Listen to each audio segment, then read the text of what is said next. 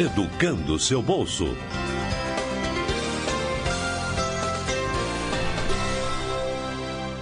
Olá, eu sou a Magi Bamberg, do Educando Seu Bolso, e hoje nós vamos conversar sobre um assunto que o brasileiro adora, que é carro.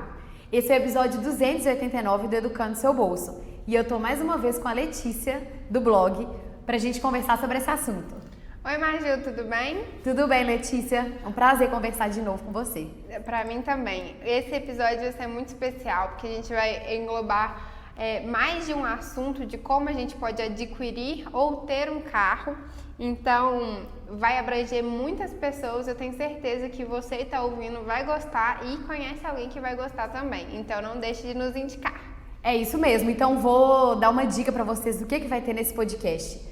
5 maneiras de adquirir ou ter um carro, que é com a compra à vista, financiamento, consórcio, leasing ou carro por assinatura. Nós vamos passar sobre todas essas modalidades. Pois é, Maju. E a gente vai falar não só da compra, mas também de uma maneira de você de ter um carro sem precisar comprar. Pode ser um aluguel, um leasing. E às vezes, Maju, essa opção pode ser até mais vantajosa do que outras, dependendo de qual é a sua situação, é claro. É isso mesmo. No Educando Seu Bolso a gente já trouxe alguns artigos e podcasts desses assuntos em específicos, então hoje a gente vai fazer um geral sobre eles e vamos deixar durante o podcast indicações para vocês escutarem outros podcasts ou artigos completos sobre cada uma das modalidades. Vamos lá então, Letícia? Vamos começar falando sobre a compra de um carro, que é a maneira talvez mais comum, né, Não mais comum. Mais tradicional para as pessoas. É, a mais fácil, a que todo mundo sabe, que geralmente tem pouca dúvida, que é a compra à vista do carro mesmo. É quando você junta o dinheiro, o valor total do carro, vai lá na concessionária e compra. Isso. Essa maneira, Maju, ela é mais fácil, porque todo mundo praticamente não tem dúvida quanto a ela, só que ela não é comum no Brasil.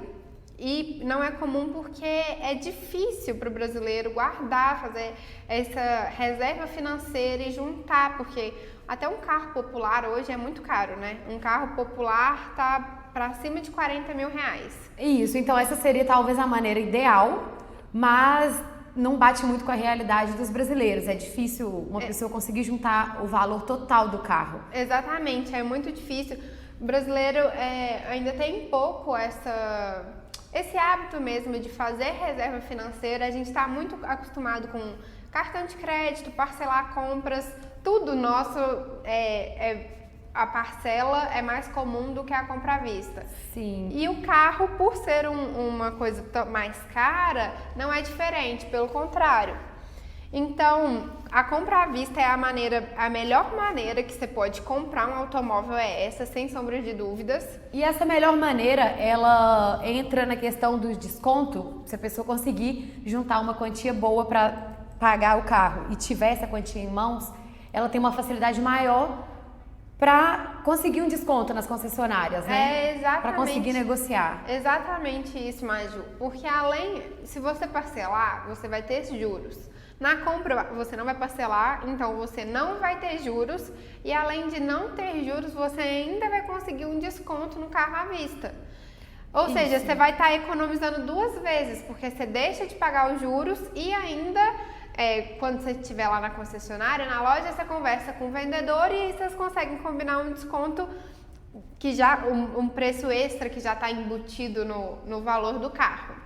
Sei. Então, assim, na verdade é difícil, né, a gente juntar a quantia toda, mas a gente pode mudar, a pessoa que estiver interessada em comprar o carro à vista, ela pode mudar os hábitos e o preço que ela estaria pagando num carro, numas parcelas de financiamento, por exemplo, ela pode apenas juntar esse dinheiro para depois ter o montante inteiro e pagar o carro à vista. Essa é a nossa dica, Maju. Eu sei que às vezes não tem como, a pessoa precisa do carro e não tem como ela esperar, não tem como ela guardar esse dinheiro, só que se você não precisa do carro imediatamente, você pode continuar usando por um tempo o transporte público ou se não aplicativos de carona como 99, Uber ou Cabify, e durante esse tempo que você está usando esses transportes alternativos, você guarda como se fosse a parcela.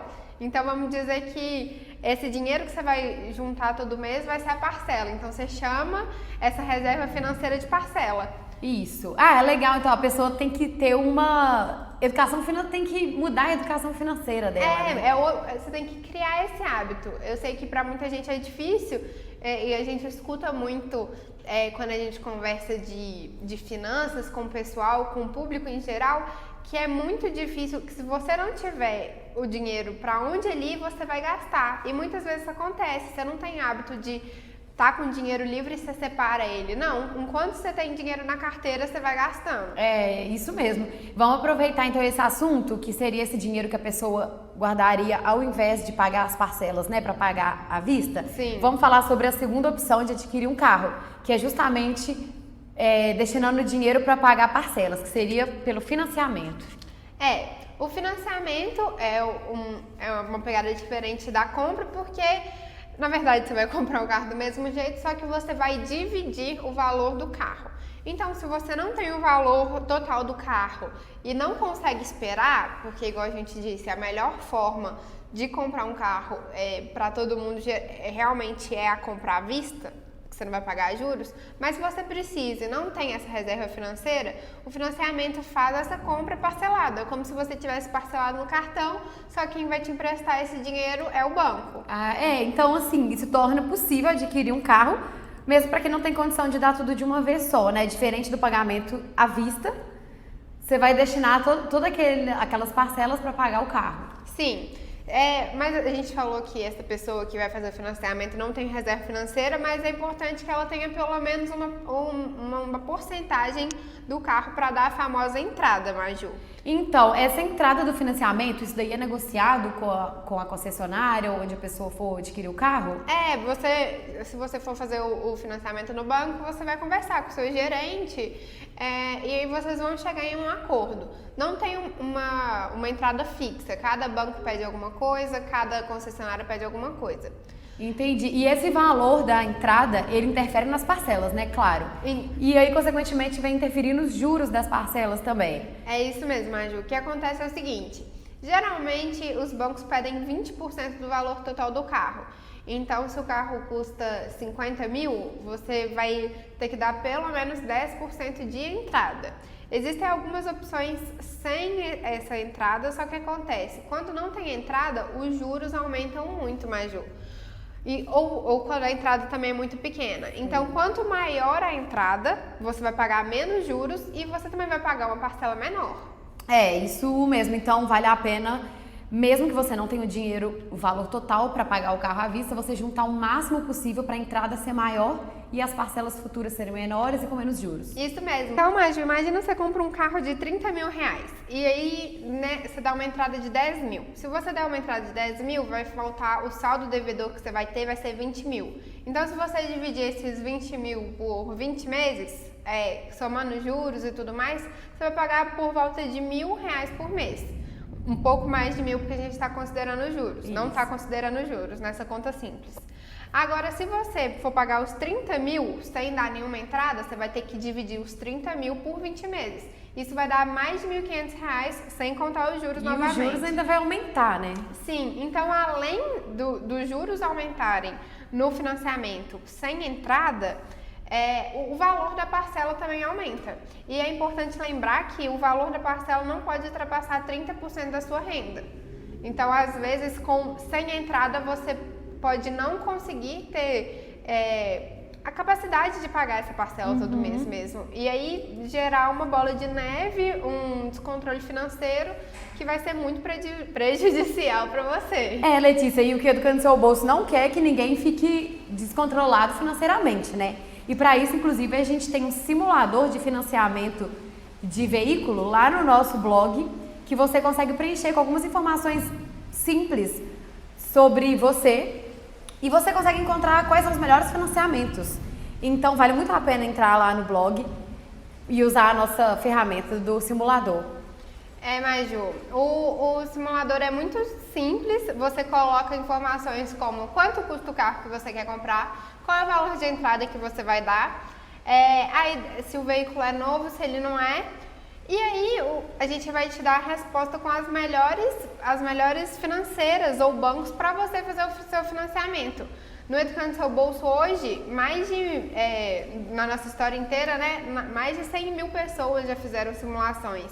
Então a gente ajudou muita gente, a gente pode ajudar você também. É isso aí, a gente vai deixar no texto que acompanha esse podcast o link do simulador para você usar.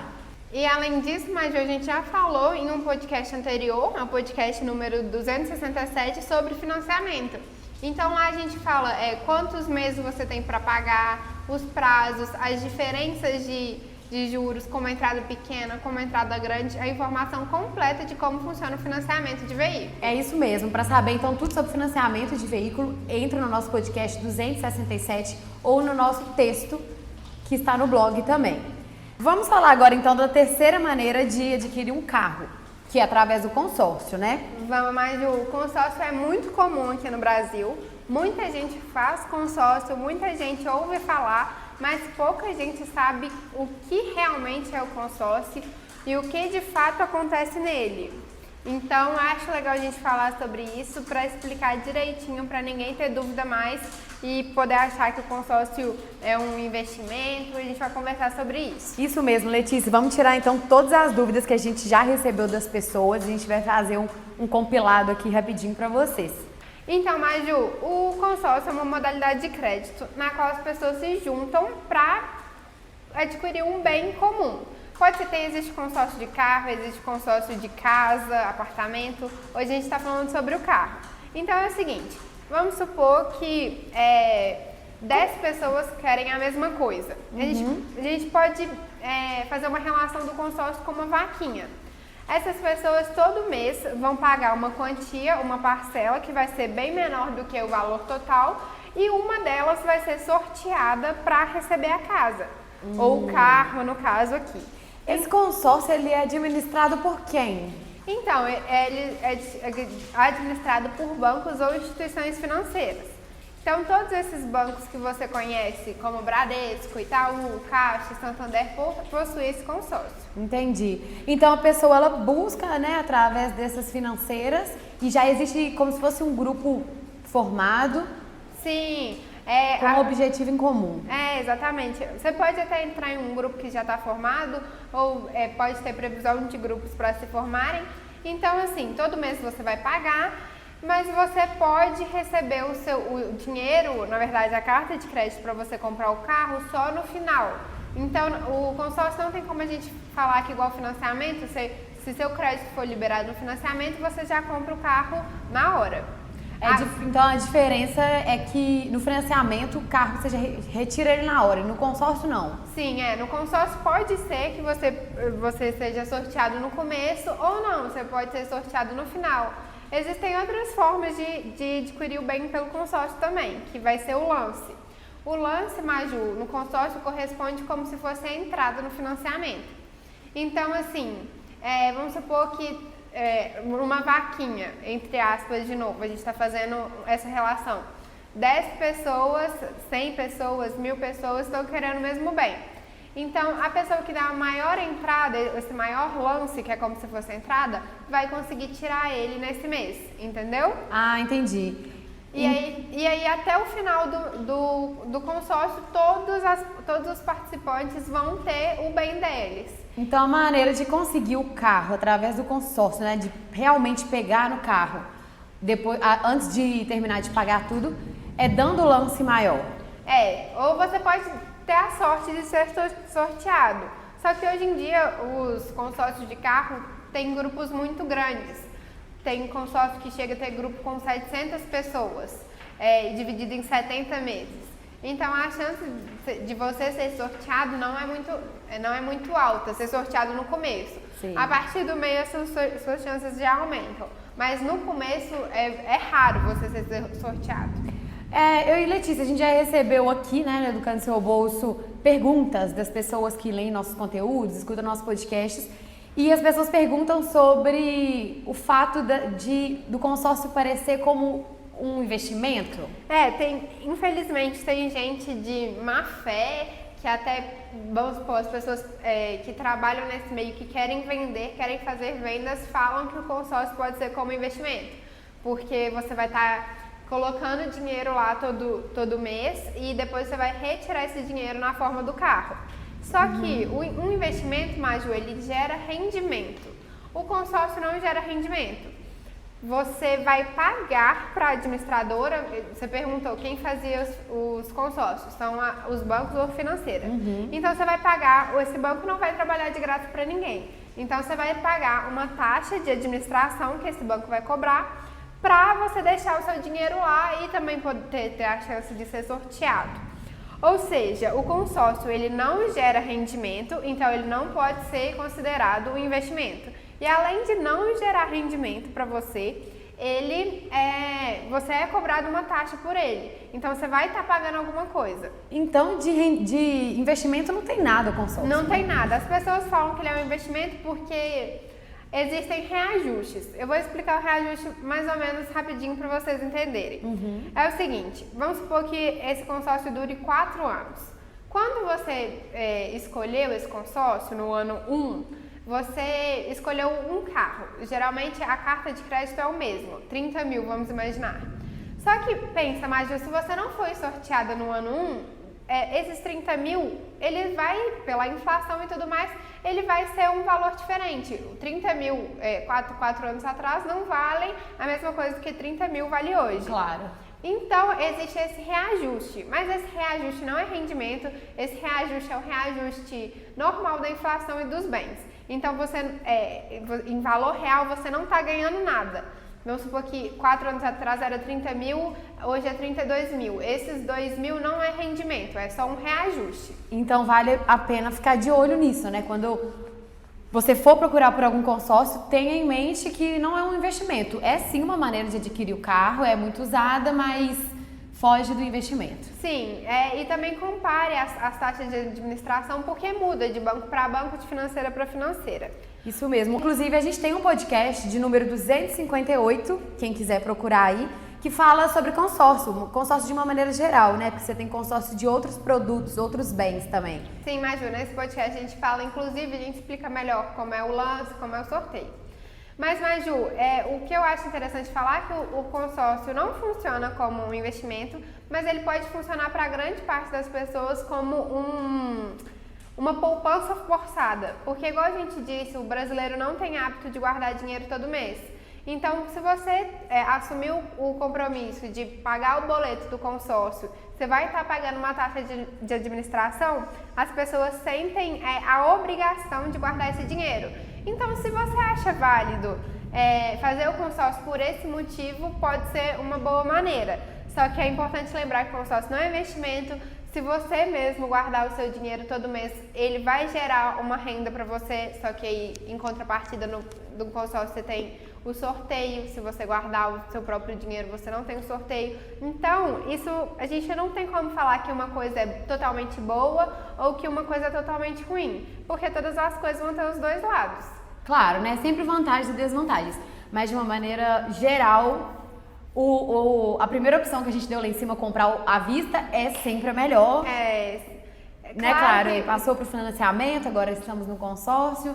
Como a gente disse, cada modalidade tem sua especificidade e cada pessoa também vive de uma maneira diferente. Então, cabe ao ouvinte, né, ponderar, escutar, juntar todas as informações que ele pode e escolher, decidir qual que vai ser a melhor opção para ele, para o caso dele individualmente. Isso mesmo. Então, agora vamos falar da quarta maneira de adquirir um carro, que é uma maneira um pouco desconhecida, talvez, para os brasileiros, que é o leasing. Sim.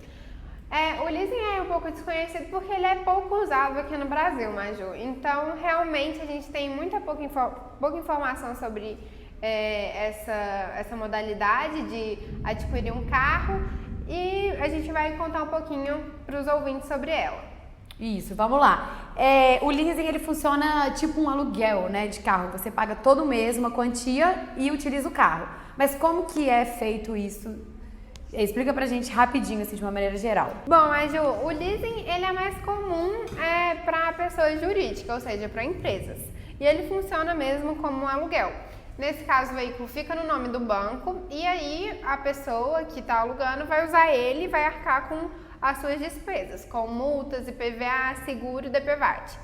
Só que a diferença dessa modalidade é que no final do contrato, no final do acordo, você pode optar por comprar esse veículo que você está usando durante esses anos, devolver ou renovar o acordo. E é isso, então, você conversa com o banco, né? Decide com ele, mas você tem a opção de não ficar com o carro, mesmo depois de usar ele durante um tempo. Sim, tem a opção de não ficar com o carro. Ele conta com alguns juros, só que algumas pessoas tentam comparar ele com o financiamento, porque você não precisa dar entrada como no financiamento, né? Você vai pagar só as parcelas e só no final, se você quiser, você vai pagar um valor maior referente ao valor do carro. E não possui o IOF, que é o Imposto sobre Operações Financeiras, porque o aluguel não é cobrado IOF. Então, essa modalidade ela não é muito usada no Brasil, né? E já tem uma outra modalidade que é o carro por assinatura, que pode substituir o leasing facilmente e muito melhor. Então, vamos falar agora sobre o carro por assinatura, Letícia? Vamos. A gente já falou dele aqui outras vezes e o carro por assinatura está crescendo cada vez mais no Brasil. O carro por assinatura, Maju, é uma espécie de aluguel de carro, ou seja, você não vai de fato comprar o carro, você vai ter acesso a ele. Sim, mas apesar de ser um aluguel, né, você vai explicar pra gente como que funciona, tá sendo muito buscado e querido pelas pessoas, né? Muita gente mesmo tá buscando, deixa comentário pra gente falando se tá gostando. E, inclusive, a gente já fez o podcast 257, se você quiser voltar e saber mais sobre carro por assinatura. Então, assim, eu acho que vale a pena de dar uma aprofundada e para quem ainda não escutou nossos outros podcasts e não viu ainda muito conteúdo sobre isso, vale a pena prestar atenção no carro por assinatura. Sim, o carro por assinatura é basicamente um aluguel, só que é um aluguel por um longo período de tempo, Maju. Não é igual aquele aluguel que você aluga para fazer uma viagem de final de semana, não. Os contratos costumam ser a partir de 1 ano, então tem contratos de até 4 anos. Sim. E, Letícia, qual que é a vantagem, assim, a principal vantagem desse carro por assinatura para ter caído no gosto das pessoas? Então, Maju, uma das principais vantagens é a comodidade, né? Porque no carro por assinatura, diferente do financiamento, igual a gente estava falando, não precisa de você ter uma reserva financeira para dar uma entrada, porque você vai pagar a mensalidade. Ou seja, todo mês você vai pagar R$900, que é a partir desse preço que tem no mercado. Só que aí, um bônus é que nesses R$900 já está incluído todos os gastos fixos do carro. Ou seja, você não vai ter que se preocupar com manutenção, não vai ter que se preocupar com IPVA, nem seguro. Então, você pega o carro, se abastece, a única coisa que você paga além da mensalidade é a sua gasolina, é claro. E aí você não precisa se preocupar mais com nada. E quando a pessoa escolher um carro, né, tá usando ele, você falou que é um aluguel por um longo período de tempo, mas a pessoa pode trocar de carro também depois de um certo tempo de uso, não é isso? Sim, você consegue trocar em algumas locadoras de 1 em 1 ano. Então, além de você ter essa comodidade toda, que você não precisa ficar preocupando com burocracia, você vai ter o carro zero na garagem e nem vai ter que preocupar em colocar o carro à venda. Você não vai... quando você compra um carro, você vai ter que colocar ele à venda, passar pelo processo de vender o carro, achar um comprador, fazer a transferência de nome, emplacamento, todas essas burocracias que quem tem carro já conhece. Então, o carro por assinatura, ele passa a ser uma opção vantajosa, né, para algumas pessoas. Sim, Maju. A gente fala assim que se você troca muito de carro, se você gosta de ter um carro novo na garagem com um período curto, vamos supor 2 a 3 anos, o carro por assinatura pode ser bem vantajoso para você, sim. No nosso podcast que a gente falou sobre isso, 257, a gente fez algumas contas, né, para as pessoas verem se vale a pena optar por um carro por assinatura ao invés de ter um carro próprio. Sim. Então, você consegue também colocar essas contas de acordo com o seu orçamento, os seus gastos. Isso, a gente fez uma comparação, a gente fez algumas tabelas lá bem legais. Então, dá para você usar nossas tabelas de inspiração e transformar para as suas realidades. Você adapta aquela tabela à sua realidade, que você consegue facilmente ver se para você vale ou não a pena o carro por assinatura. Bom, Letícia, é isso então, né? Eu acho que a gente fez um resumo bom para as pessoas entenderem que é possível ter um carro de diferentes maneiras. Se você não conseguiu juntar a grana toda para dar de uma vez no carro à vista, tem a opção do financiamento. Se a opção do financiamento para você também aperta um pouco, né? Porque talvez nem a entrada você conseguiu juntar, tem o carro por assinatura, existe também o consórcio, o leasing, tudo isso que a gente citou, vale a pena aprofundar. No próprio site do Educando Seu Bolso, nós temos conteúdos aprofundados de cada uma dessas temáticas. Então, vale a pena navegar, buscar na internet sempre. A internet Sim. é nosso aliado. A gente vai deixar esse material todo por escrito, podcast, com vários links para você entrar em assuntos mais específicos. Ou seja, você ouviu o nosso bate-papo aqui, você ouviu nossa conversa e se interessou por 2 tipos de compra, vamos supor que é financiamento e carro por assinatura. Você entra no nosso post e a gente vai te direcionar a um material explicando os detalhes de cada dessas maneiras de comprar. Ou seja, se você ainda tem alguma dúvida a mais sobre financiamento, sobre compra à vista ou sobre carro por assinatura, você pode entrar nesses posts mais detalhados e a gente vai tirar todas as suas dúvidas. Além disso, a gente também está sempre aberto nos comentários, né, Maju? É isso mesmo, pode deixar comentários pra gente que a gente responde as dúvidas e pode inclusive virar futuros podcasts e assuntos pra gente tratar aqui e levar para todo mundo. Sim, algumas dessas maneiras foram leitores e ouvintes que perguntaram a gente, tiraram dúvidas com a gente e a gente falou assim, nossa, que esse assunto é legal, todo mundo deveria saber. Então, além de você tirar suas dúvidas, o seu comentário ajuda a gente a melhorar com o post, com o blog de forma geral, né, Maju? É isso mesmo, Letícia. E eu agradeço a sua participação mais uma vez e por tirar todas essas dúvidas. E até a próxima. Muito obrigada, Maju. Espero que tenha ajudado muitos ouvintes. E até a próxima, gente. Até a próxima.